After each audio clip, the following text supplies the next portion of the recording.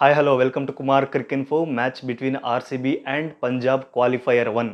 Qualifier 1 ఎవరైతే గెలుస్తారో వాళ్ళు జస్ట్ ఒక్క అడుగు దూరంలో ఉంటారు ట్రోఫీ మీద చేయి పెట్టడానికి, ట్రోఫీ గెలవడానికి. సో ఆ టీం ఎవరైతారు? So let's get start. So ముందుగా మనం మ్యాచ్ ఎక్కడ జరుగుతుందో చూద్దాం. మ్యాచ్ జరుగుతుంది ముల్లన్పూర్, పంజాబ్, చండీగఢ్లో జరుగుతుంది. Pitch batting pitch. మనకి డ్యూ రావచ్చా అంటే ఎస్, కొంచెం డ్యూ వచ్చే ఛాన్స్ ఉంది. సో టాస్ గెలిస్తే ఫస్ట్ బౌలింగ్ చూస్ చేసుకోవడం చాలా బెటర్. ఎందుకంటే తర్వాత డ్యూ కనుక ఎక్కువ వస్తే బ్యాటింగ్ టీమ్కి చాలా అడ్వాంటేజ్ అవుతుంది. ఇంకోటి అండర్ ద లైట్స్ పిచ్ ఇంకా ఈజీగా మారుతుంది బ్యాటింగ్కి.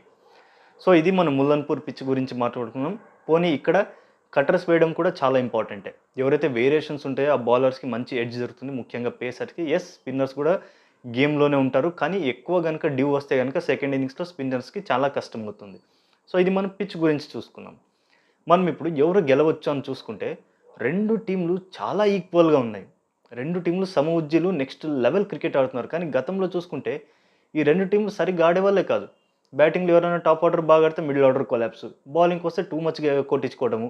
ఇలా జరిగి ఈ రెండు టీంలు కోర్స్ పంజాబ్ 2014 తర్వాత నుంచి మళ్ళీ ఇప్పటివరకు క్వాలిఫై అవ్వలేదు. ఈ ఇయర్ అయ్యారు. కానీ ఆర్సీబీ లాస్ట్ 6 ఇయర్స్లో 4 టైమ్స్ ఏమో వాళ్ళు క్వాలిఫై అయ్యారు. వాళ్ళు రెగ్యులర్గా డోర్ నాక్ చేస్తున్నారు. సో ఆర్సీబీ ఈసారి ఇంకా మంచి పర్ఫార్మెన్స్ ఇచ్చింది. లాస్ట్ సీజన్ సెకండ్ హాఫ్లో నెక్స్ట్ లెవెల్లో వీళ్ళు బాగా ఆడారు. ఆర్సీబీ వాళ్ళు క్వాలిఫై అయ్యారు, ఎలిమినేటర్స్లో ఓడిపోయారు. మళ్ళీ వీళ్ళు అక్కడి నుంచి వీళ్ళు ఆటను మొదలుపెట్టారు. వరుస పెట్టి గెలుస్తూ వచ్చారు. నవ్ అండ్ దెన్ ఓడిపోయారు. అంతే, ఎక్కువ ఓడిపోలేదు, జస్ట్ 4 మ్యాచ్లు ఓడిపోయారు. ఈవెన్ పంజాబ్ కూడా జస్ట్ 4 మ్యాచ్లు ఓడిపోయారు. సో చాలా బాగా ఆడారు ఇద్దరు. సో ఇద్దరిలో క్లియర్గా మనం ఎవరు విన్ అవుతారంటే మనం కరెక్ట్గా చెప్పలేము. కానీ నాకు రోంత ఆర్సీబీ అంటే ఇష్టం కాబట్టి, ఎందుకంటే నేను విరాట్ కోహ్లీ ఫ్యాన్ కాబట్టి నేను కొంచెం ఎడ్జ్ ఆర్సీబీకి ఇస్తాను. బట్ న్యూట్రల్గా చూడాలి అంటే కనుక ఎవరు ఫేవరెట్ అని చెప్పలేము. ఇద్దరు బాగా ఆడుతున్నారు. ఎవరు గెలిచినా ఆశ్చర్యపోక్కర్లేదు. ఇద్దరు టీంల్లోనూ బ్యాటింగ్ డెప్త్ ఉంది. పంజాబ్ అయితే ఊకగా 200 కొడుతున్నారు. ఈవెన్ ఆర్సీబీ కూడా లాస్ట్ మ్యాచ్ 200 చేసి వస్తున్నారు కాబట్టి వాళ్ళు చాలా కాన్ఫిడెంట్గా ఉంటారు. అండ్ ఆర్సీబీ క్యాంప్లో గుడ్ న్యూస్ ఏమంటే Hazlewood, Tim David next match ఆడతారు. ఎస్, ఆల్రెడీ హేజల్వుడ్ లాస్ట్ మ్యాచే వచ్చాడు ట్రావెల్ చేసి, ఏమంటే తను ఆడిపిలేదు. నెక్స్ట్ మ్యాచ్ అదే ఈ మ్యాచ్ పంజాబ్తో తను ఖచ్చితంగా ఆడతాడు. సో ఇది ఒక మంచి బూస్ట్ అనమాట ఆర్సీబీకి. కానీ పంజాబ్కి ఒక బ్యాడ్ లక్ ఏమంటే Marco Jansen, south African pacer, left arm pacer, తను వెళ్ళిపోతున్నాడు నేషనల్ డ్యూటీ కారణంగా. తన ప్లేస్లో మేబీ ఒమర్ జాయ్ అవ్వచ్చు, ఓవెన్ ఆడొచ్చు. ఇది మనకున్న న్యూస్ అప్డేట్ కూడా. మనం ముందుగా ప్లేయింగ్ 11 చూసుకుందాం. ప్లేయింగ్ లైన్ పంజాబ్లో వచ్చేసి ప్రయాన్ షారియా, ప్రెప్సిమ్రన్ సింగ్ వచ్చేసి ఇంపాక్ట్ సబ్గా ఆడొచ్చు. దాని తర్వాత మనకి ఇంగ్లీష్ ఉన్నాడు, Iyer, Nehal Wadhera, Shashank Singh, Stoinis, Owen or Omarzai Johnson ప్లేస్లో.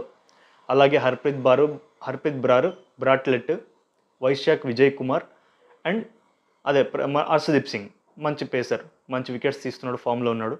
And coming to RCB playing 11, Salt, Virat Kohli, Mayank Agarwal వచ్చేసి ఇంపాక్ట్ సబ్గా రావుతూ సుయాష్ శర్మ ప్లేస్లో. Okay, Patidar, Jitesh Sharma, David, Shepherd, Krunal Pandya, Hazlewood, Bhuvneshwar, Dayal, Suyash Sharma మనం అనుకున్నట్లు ఇంపాక్ట్ సబ్గా రావచ్చు. సో ఇది రెండు ప్లేయింగ్ 11. ఇద్దరు ప్లేయింగ్ 11లో మనం చూసుకుంటే రెండు టీంలు సమానంగా ఉన్నాయి. కానీ పంజాబ్కి మార్కో జాన్సన్ లేని కారణం ఏమైనా వాళ్ళకి ఎఫెక్ట్ అవుతుందా? ఒకవేళ ఆ లేని లోటు కనుక ఆర్సీబీ కరెక్ట్గా ఉపయోగిస్తే పెద్ద స్కోర్ కొట్టచ్చు. అదొక్కటే పాయింట్ కొంచెం డౌట్ఫుల్గా ఉంది, పంజాబ్కి వీక్నెస్ అని. బట్ ఆన్ పేపర్ చూసుకున్న, ఆన్ గ్రౌండ్ చూసుకున్న రెండు టీంలు ఈక్వల్గా ఉండే. సో నా ప్రకారం అయితే 55% ఆర్సీబీ విన్ అవుతుంది అని, 45% పంజాబ్ విన్ అవుతుందని. ఎందుకంటే నాకు ఆర్సీబీ ఇష్టం కాబట్టి ఒక 5% ఎక్స్ట్రా ఇచ్చాను అంతే. బట్ ఇది పరిస్థితి. రెండు టీంలు ఎవరైతే ఈ మ్యాచ్ గెలుస్తారో వాళ్ళకి స్ట్రెస్ అనేది చాలా తగ్గిపోతుంది. ఎందుకంటే వాళ్ళకి ఇంకో మ్యాచ్ ఆడే పని ఉండదు, డైరెక్ట్గా ఫైనల్ ఆడతారు. ఆ ఫైనల్ గెలిస్తే ట్రోఫీ. ఓడిపోయిన వాళ్ళు మళ్ళా ఎలిమినేటర్లో ఎవరైతే గుజరాత్, ముంబైలో గెలుస్తారో వాళ్ళతో ఆడి రావాల్సి వస్తుంది. ఒక్కసారి ముంబై కనుక గుజరాత్ను ఓడించిందంటే సెకండ్ ఎలిమినేటర్లో ఎవరైతే టాప్ 2లో వాళ్ళు ఓడిపోతారో వాళ్ళని కూడా ఓడించే ఛాన్సులు ఉన్నాయి. అఫ్కోర్స్ వాళ్ళకు ఉండే ప్రాబ్లమ్స్ వాళ్ళకి ఉన్నాయి, గుజరాత్కు ఉండే ప్రాబ్లమ్స్ గుజరాత్కి ఉన్నాయి. అది వాళ్ళ మ్యాచ్ వచ్చినప్పుడు మనం డిస్కస్ చేద్దాం. మరి ఈ మ్యాచ్ చూసుకుంటే ఈ మ్యాచ్ గెలవడం చాలా ఇంపార్టెంట్. ఈ మ్యాచ్ ఓడిపోతే మళ్ళీ ప్రెషర్లో వస్తారు. గెలిస్తే హాయిగా వెళ్ళి జూన్ 3లో ఎవరు వస్తారా మనకి పోటీగా అని వెయిట్ చేయొచ్చు, ప్లాన్ చేసుకోవచ్చు, టైం దొరుకుతుంది, పీస్ ఆఫ్ మైండ్ ఉంటుంది. సో ఇది పరిస్థితి.